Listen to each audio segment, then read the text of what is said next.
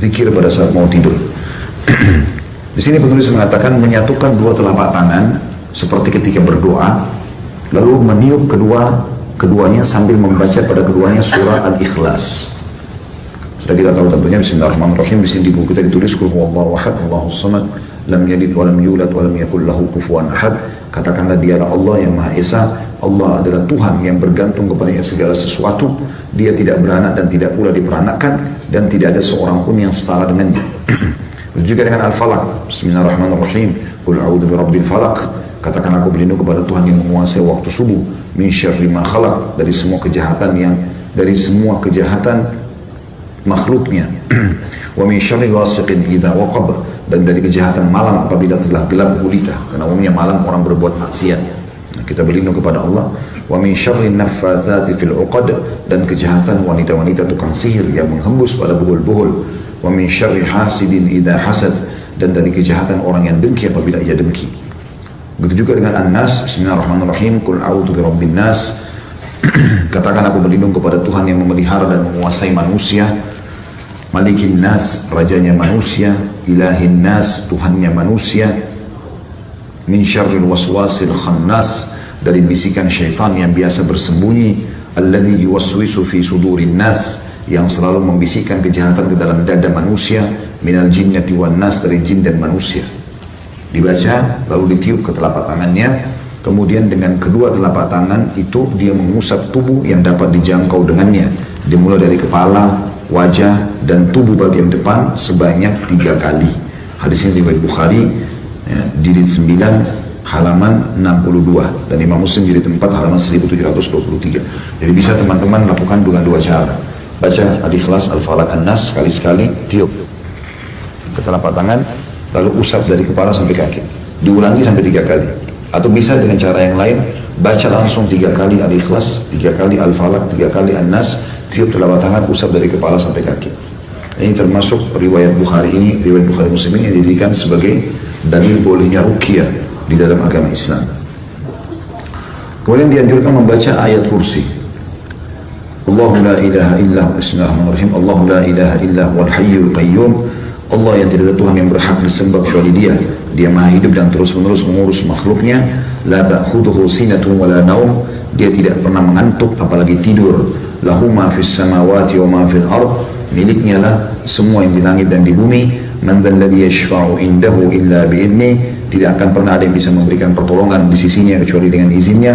Ya'lamu ma baina aydihim wa ma khalfahum. Dia adalah Tuhan yang mengetahui semua apa yang ada di antara kedua tangan mereka dan di belakang mereka. Wala yuhituna bi syai'in min ilmihi illa bima syaa'. Dan mereka tidak mengetahui apa-apa dari ilmu Allah melainkan apa yang dikehendakinya.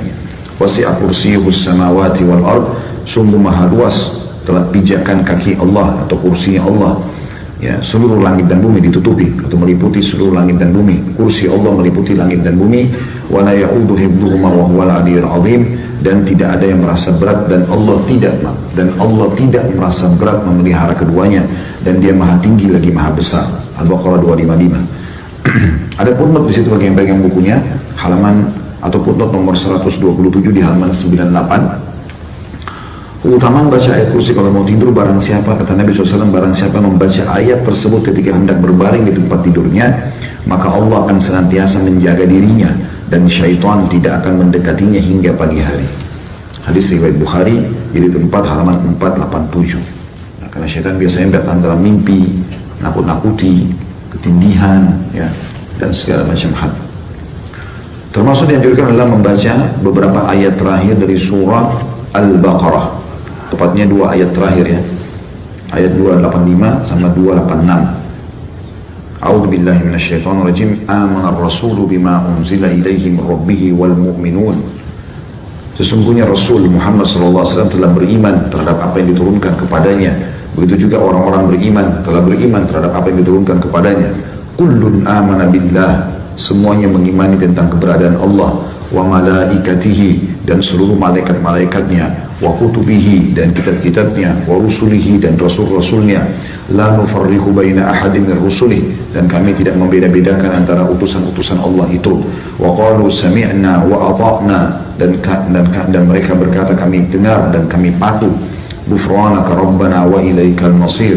Pengampunanmu yang kami harapkan wahai Tuhan kami, dan kepadamu lah kami akan dikembalikan. Itu ayat 25-nya. Ayat 26-nya, dua ayat terakhir Al-Baqarah. La yukallifullahu nafsan illa wus'aha. Allah tidak akan membebankan jiwa melampaui kemampuannya. Laha ma kasabat wa 'alaiha maktasabat. Miliknya lah sesungguhnya ia mendapatkan pahala dari kebaikan yang diusahakannya dan mendapat siksa dari kejahatan yang dikerjakannya. Rabbana la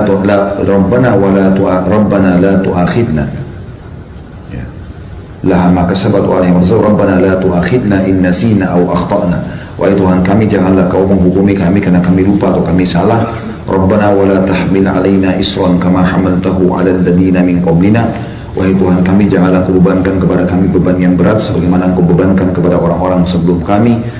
Rabbana wa la tuhammilna ma la taqata lana bi. Ya Tuhan kami, janganlah kau bebankan kami di atas kemampuan kami. Wa'fu anna, maafkanlah kami. Waghfir lana, dan juga ampunilah kami. Warhamna, kasihanilah kami. Anta maulana, engkaulah ya Tuhan kami. Fansurna 'alal qaumil kafirin, tolonglah kami dari orang-orang yang kafir. Al-Baqarah 285-286. Di situ ada footnote nomor 128 di halaman 101. Hadisnya adalah hadis riwayat Bukhari di jilid 9 halaman 94 dan Muslim di jilid 1 halaman 554. Kata Nabi SAW, barang siapa yang membaca dua ayat tersebut di malam hari, dua ayat akhir Al-Baqarah, maka dua ayat tersebut telah mencukupinya. Makna mencukupinya adalah memenuhi segala kebutuhannya dengan termasuk menyelamatkannya dari segala mara bahaya. Jadi kalau dia misalnya naudzubillah terjadi gempa apa, dia bisa sempat bangun melarikan diri, dia akan diselamatkan oleh Allah Subhanahu wa taala. Kemudian masuk dalam doa setelahnya adalah tentu ini ada banyak riwayat berhubungan dengan masalah ini ya. Di antaranya sabda Nabi SAW, siapa yang membaca dua ayat terakhir Al-Baqarah, maka semua permintaannya akan dikabulkan oleh Allah. Ya, sampai sebagian ulama menjadikan ini bagian daripada awal doa mereka. Ya, mereka membaca dua akhir Al-Baqarah, baru mereka sampaikan hajatnya kepada Allah.